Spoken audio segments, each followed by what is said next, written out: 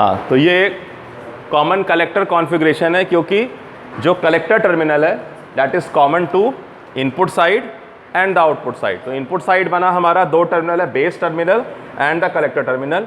Output terminal जो है वो emitter and the collector terminal. So ये आउटपुट हो गया। चूंकि हमें unidirectional flow of current maintain करना है, तो कॉमन कलेक्टर सर्किट में हमने देखा कि अगर इमीटर से कलेक्टर की तरफ करंट को आना है, यानी मेजॉरिटी चार्ज करियर को आना है, यहाँ होल्स हैं, तो ये फॉरवर्ड बायास रहेगा, ठीक है।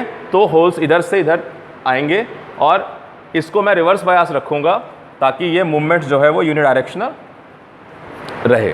Okay fine. ये जो सेक्शन दिखा रहा हूँ ये मैं इसका मैग्नीफाइड व्यू दिखा रहा हूँ कि ये मेटल पोर्शन है और ये सेमीकंडक्टर है।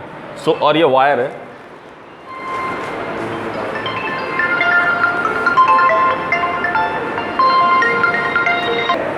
तो मैं ये कह रहा था कि ये जो सेक्शन मैं दिखा रहा हूँ सिर्फ फिजिक्स समझाना चाह रहा हूँ, यहाँ क्या हो रहा है इनसाइड द बीजेटी।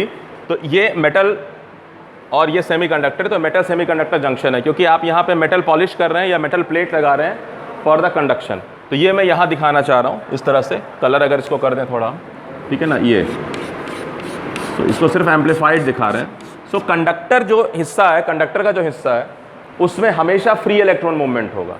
उसमें एटम से एटम पे जंपिंग नहीं होती इलेक्ट्रॉन की। इलेक्ट्रॉन के पास इतना एनर्जी है कि वो एटम से बाहर निकल के फ्री मूव करता है ना। It don't need to hop from one atom to another atom, वो जंप नहीं करता है।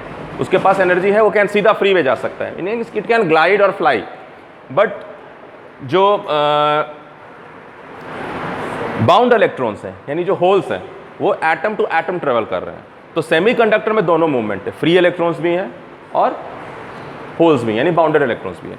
चूंकि ये हिस्सा इमिटर है, ये बेस है, ये कलेक्टर है, और बेस जो है बहुत ही लाइटली डोप्ड है। तो भले ही ये एन टाइप रीजन है, बट इसमें जो इलेक्ट्रॉन, यानी जो इलेक्ट्रॉन की मात्रा है, फ्री इलेक्ट्रॉन की मात्रा है, वो बहुत कम है। तो अगर मैं इधर से 100% होल, 100 होल्स को अगर मैं यहाँ से इधर पुश करता हूँ, तो यहाँ आने के बाद 5% जो इलेक्ट्रॉन्स हैं वो कंबाइन करते हैं होल से, 95% होल्स जो है वो आगे की तरफ ट्रांसफ़र कर जाते हैं। तो ये जब 5% कंबाइन करते हैं, यानी ये जब होल यहाँ से यहाँ आया, तो होल के यहाँ आने का मतलब है कि जो यहाँ बॉन्डेड इलेक्ट्रॉन था वो यहाँ से यहाँ मूव कर गया, ठीक है। तो यहाँ होल क्रिएट हो गया। अब इस होल को भरने के लिए यहाँ से इलेक्ट्रॉन आया, ठीक है, उसने इसको फिल कर दिया, गॉट इट। तो जब ये इलेक्ट्रॉन फिल किया तो ये मोशन शुरू हो गया।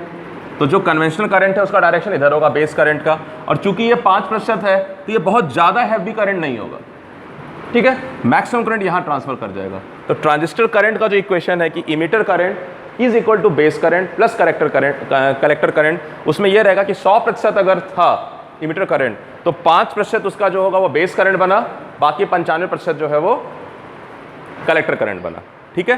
तो ये सिर्फ फिजिक्स बता दिया है कि ये मेटल है। मेटल में आपका जो कंडक्शन बैंड है और यहाँ जो इसका जो वैलेंस बैंड है वो बिल्कुल करीब करीब नज़दीक में है एक लेवल पे। तो ये क्या है कि यहाँ से इलेक्ट्रॉन को इस तरफ आने में ज़्यादा परेशानी नहीं होगी। और ये डिफ्यूज़न के कारण आ रहा है, क्योंकि यहाँ बहुत ज़्यादा मात्रा में होल्स आ रहे हैं और कॉम्बिनेशन के लिए इलेक्ट्रॉन्स हैं ही नहीं। सो इलेक्ट्रॉन का सोर्स कहीं और नहीं है, यही है, क्योंकि यहाँ फिर होल्स हैं। तो इलेक्ट्रॉन ये यहाँ से खींचेगा, तो यानी बेस करंट उधर डेवलप होगा। चूँकि होल इधर डेवलप हो रहा है, इसलिए इमीटर का जो कन्वेंशनल करंट है ऐसा ही है और कलेक्टर करंट भी ऐसा ही है। हाँ, और कुछ? हाँ, ये मेटल से लेगा ना, तो करंट कैसे फ्लो करेगा? जो करंट सेमीकंडक्टर में इलेक्ट्रॉन और होल्स को मिला के बनता है, वो जब कंडक्टर की तरफ जाता है तो प्योर फ्री इलेक्ट्रॉन बन जाता है। क्योंकि कंडक्टर कहता है कि आ जाओ मेरे पास तुम्हारे ज़्यादा एनर्जी है, बस तुम खाली जंप करो एक बार मेरी एरिया में, ठीक है। It has to jump this side. तो बहुत हल्का है जंपिंग है, मतलब समझो कि it is like a small step up. तो ये इलेक्ट्रॉन अगर बाउंड इलेक्ट्रॉन था, ई बाउंड था, तो इसको यहाँ आते ही थोड़ा सा एनर्जी जंप करे तो इसको अच्छा खासा एनर्जी मिल जाएगा, ये फ्री हो जाएगा। स्मॉल एनर्जी ट्रांजिशन मतलब मिलेगा इसको और ये फ्री हो जाएगा। क्योंकि कंडक्टर में कोई भी बॉन्ड इलेक्ट्रॉन मूवमेंट है ही नहीं, यानी हॉपिंग ऑफ इलेक्ट्रॉन नहीं है। यानी कोई अगर हॉपिंग इलेक्ट्रॉन था भी जो यहाँ से यहाँ हॉप कर रहा था, तो ये हॉप तो कर रहा है, इसके पास इतनी एनर्जी कि at least can glide from one atom to another atom. But once it is coming to here, because it will be pulled by the electric field also, ठीक है, it is coming to here अगर है, so it will get enough energy, fine. उसी तरह से इस case में क्या है कि चूंकि यहाँ कॉन्सेंट्रेशन बहुत ज़्यादा है, सो बिकॉज यहाँ होल्स पैदा हो रहे हैं, it is jumping here to fill that, क्योंकि नज़दीक है एनर्जी लेवल, तो वो उसको फिल कर देगा जा करके कि चलो भाई एनर्जी मैंने लूज़ करके उस तरफ चला गया, है ना, ये हो रहा है, एनर्जी लूज़ कर देगा वो। मैंने अगर आपको पी एन जंक्शन में आपने अगर पढ़ा है तो एक बार वहाँ भी बताया है, एक बार देखिएगा, ठीक है, कि जब पी से एन की तरफ जाता है वहाँ तक तो ठीक है, लेकिन मैंने एक वीडियो बनाया था जिसमें मैंने मेटल को भी बना के दिखाया है कि जब मेटल से पी में जा रहा है तो क्या हो रहा है, या पी से मेटल की तरफ आ रहा है तो क्या हो रहा है, रिवर्स बायस और फॉरवर्ड बायस में, तो वो देखिएगा, ठीक है। सो ये कहानी है इसकी। और ये अगर कन्फ्यूजन आपको कि पोलैरिटी की उल्टी दिशा में अगर करंट क्यों फ्लो कर रहा है, डेफिनेटली है कि ये देखिए, मैं भी डिस्कस कर देता हूँ, दोपहर में किया भी था, कि ये पॉजिटिव और नेगेटिव सोचना बंद करिए आप लोग, कि बैटरी का एक पॉजिटिव टर्मिनल होता है, एक नेगेटिव टर्मिनल होता है। बैटरी का एक हाई पोटेंशियल एंड है और एक लो पोटेंशियल एंड है। सो अगर मैं कह रहा हूँ कि ये बैटरी का हाई टर्मिनल है लेकिन करंट इसकी दिशा में, इसका मतलब करंट जहाँ से आ रहा है वो इससे ज़्यादा पोटेंशियल पर है, हाई पोटेंशियल पे। That's why the current is flowing from here to here, ठीक है। That's why electron is going to get more energy to that side, तो जाएगा उस तरफ, ओके। ये कहानी है इसकी, फाइन, बेटा दो। अब एक बार एनपीएन देख लेते हैं, ठीक है। शुरू में दिक्कत होगा, और मुझे दिक्कत होता था जब मैं सर्किट सिंबल यूज़ करता था, क्योंकि ज़्यादातर किताबों में सर्किट सिंबल दिया होता है। अगर आप एनसीईआरटी किताब देखिएगा तो सर्किट सिंबल्स को यूज़ किया गया है, मतलब वो एरो वाला बना करके, तो और पी एन टाइप दिमाग में नहीं आ रहा है कहीं भी। तो इसलिए मेरा सलाह ये है कि जब आप शुरू में पढ़िए तो आप पी एन पी का ब्लॉक डायग्राम वाला स्कीमेटिक, जो मैं स्कीमेटिक बोलता हूँ, वो बनाइए, क्योंकि आपको कम से कम एन और पी दिखाई तो दे रहा है। तो अब अगर मैं ये एन पी एन कह रहा हूँ, और अगर मैं ये इमीटर कह रहा हूँ, अगर मैं ये कलेक्टर कह रहा हूँ, और मैं अगर ये बेस कह रहा हूँ, सो अगेन जो कन्वेंशनल करंट है, यहाँ देखिए इलेक्ट्रॉन्स तो ये है, सो इलेक्ट्रॉन विल कल फ्रॉम हियर टू हियर। इसका मतलब कन्वेंशनल करंट का फ्लो क्या होगा, यहाँ होगा, ठीक है। सो आई सी यहाँ होगा,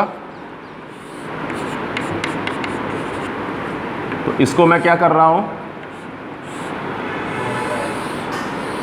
फॉरवर्ड बायस कर रहा हूँ, और हाँ वो फॉरवर्ड बायस है ना,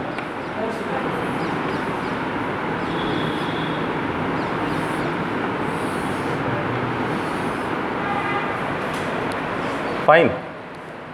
सो ये तो ये है, सो कन्वेंशनल करंट है, तो इलेक्ट्रॉन्स का फ्लो यहाँ से यहाँ है, और यहाँ बहुत कम होल्स हैं। सो वही कहानी है कि अगर 100% इलेक्ट्रॉन यहाँ आया, 100% मतलब 100 का नंबर ले लीजिए, तो 100 में से क्या होगा कि 5% इलेक्ट्रॉन यहाँ कंबाइन कर गए, ठीक है, और 95% इलेक्ट्रॉन जो है वो इस एरिया को जंप कर गए। तो ये जो कंबाइन कर जाएंगे, ये एरिया में होल्स है, तो इसको कंबाइन, क्या बोल रहा हूँ मैं, पॉज कर लें। ये जो इलेक्ट्रॉन है 100% में से 5% इधर जा रहे हैं, और 95% कलेक्टर करंट की तरफ आ रहे हैं, फाइन। तो जो 5% होल से कंबाइन करेंगे, उसके बाद they will shift to here, so electronic motion इस तरफ होगा। सो कन्वेंशनल आपका जो करंट है, बेस करंट, उसका फ्लो यहाँ होगा, ठीक है, यही है। अब इसको अगर आप सर्किट सिंबल से बनाइएगा तो आप एनपीएन बना लीजिए, नॉट पिन इन है, so that will be showing direction of your current. So अगर आप सर्किट सिंबल से चल रहे हैं तो आपको ये दिखाना पड़ेगा। अगेन यहाँ डायरेक्शन ऑफ जो करंट है, और यहाँ, तो यहाँ अगेन डायरेक्शन ऑफ करंट आपको जो है पोलैरिटी ऑफ बैटरी के अगेंस्ट जा रहा है, ठीक है। सो आई सी और आई बी मिल करके बना रहा है आई ई, ओके।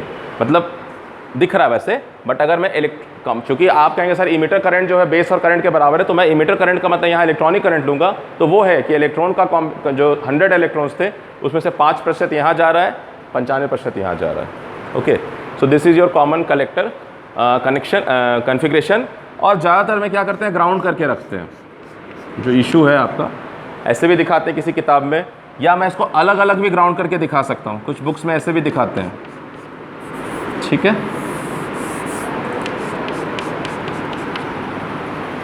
ऐसे भी दिखाते हैं, तो बात बराबर है। मतलब ये सिंगल नोड है, ये आप कंबाइन भी कर सकते हैं, अलग भी रख सकते हैं। क्योंकि जो पीसीबी होता है, कोई पीसीबी पे आप क्या हो रहा है कि ट्रांजिस्टर को पिन कर रहे हैं पीसीबी पे, है ना, ठीक है।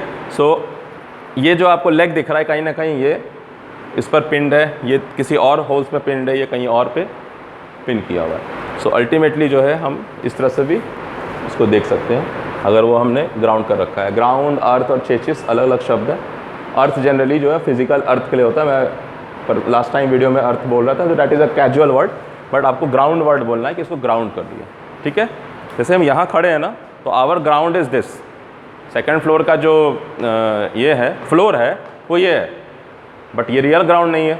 अगर मैं कहूँ कि अगर मैं फर्स्ट फ्लोर पे आता हूँ तो अगेन आप फर्स्ट फ्लोर कहोगे भाई मेरा ग्राउंड लेवल तो यही है, मतलब ग्राउंड ठीक है आपको मालूम है बाहर ग्राउंड है, बट आपका जो फ्लोर लेवल है, तो ये कहानी है इस तरह की, ठीक है।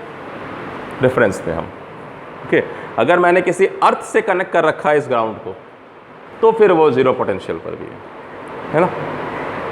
ये कॉमन कलेक्टर कॉन्फ़िगरेशन है। तो देखेंगे हम लोग कि कॉमन बेस से, कॉमन इमीटर से, कॉमन इमीटर कॉन्फ़िगरेशन करने से क्या फ़र्क पड़ता है, इसमें फ़र्क पड़ता है कि नहीं पड़ता है, कॉमन बेस में क्या फ़र्क पड़ता है, कॉमन इमीटर में क्या फ़र्क पड़ता है। और हम क्या करेंगे कि हम output current by input current देखेंगे कि एक टर्म आएगा एम्प्लीफिकेशन फैक्टर। तो हम देखेंगे कि भाई किस में ज़्यादा है, तो जो ज़्यादा है उसमें ज़्यादा से एम्प्लीफिकेशन होगा। इसका मतलब इनपुट करंट का अगर वेरिएशन कम करेंगे तो आउटपुट में वेरिएशन ज़्यादा होगा। तो that is the concept of amplification या एम्पलीफायर, ठीक है।